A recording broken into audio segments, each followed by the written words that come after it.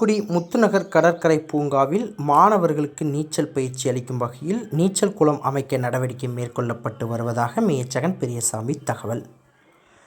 தூத்துக்குடி மாநகராட்சிக்கு உட்பட்ட பகுதிகளில் தமிழக முதல்வர் மு.க. ஸ்டாலின் வழிகாட்டுதலின் பேரில் பொதுமக்களின் கோரிக்கைகளை விரைந்து முடிக்கும் வகையில் ஒவ்வொரு மண்டலத்தில் வாரந்தோறும் மண்டல வாரியாக கோரிக்கைகளை மனுவாக பெற்று உடனடியாக நிவர்த்தி செய்யப்பட்டு வருகின்றது.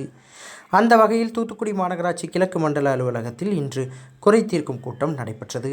இந்த மக்கள் குறை தீர்க்கும் முகாமில் தூத்துக்குடி மாநகராட்சி மேயர் ஜெகன் பெரியசாமி கலந்து கொண்டு பொதுமக்களிடம் கோரிக்கை மனுக்களை பெற்றுக்கொண்டார்.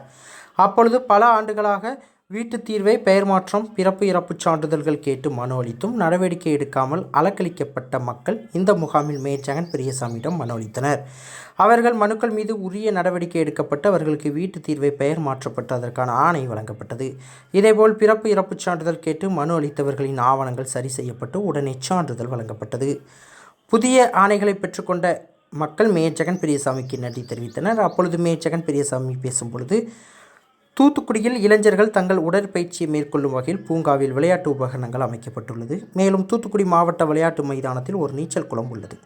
மேலும் தூத்துக்குடி முத்துநகர் கடற்கரையில் மாணவர்களுக்கு நீச்சல் பயிற்சி அளிக்கும் வகையில் நீச்சல் குளம் அமைக்க நடவடிக்கை மேற்கொள்ளப்பட்டு வருவதாக மேயர் ஜெகன் பெரியசாமி தெரிவித்தார்.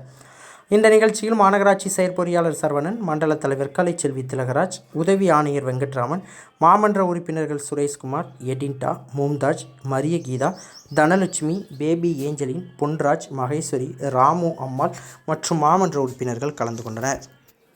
திரும்பி வரலாம். இதெல்லாம் நம்ம ஊரோட தரத்தையும் ஞானம் வருங்கால சந்ததி உடல் ஆரோக்கியம் தான் இது செய்ய முடியும். ஸ்கூலில் ஃபிசிக்கல் ஆக்டிவிட்டி இருந்தாலும் தினசரி சைக்கிள் பார்த்தா யூஸ் பண்ணலாம், இல்லை நடப்பாதான் யூஸ் பண்ணலான்னு தெரிஞ்சுக்கிட்டு, அது போக தருவு மைதானம் இதுக்குள்ளே தான் இருக்குது. அதில் ஸ்விம்மிங் பூல் இருந்தாலும் நம்ம மாநகர சார்பாக ஒரு இடம் பார்த்துட்டு இருக்கோம்.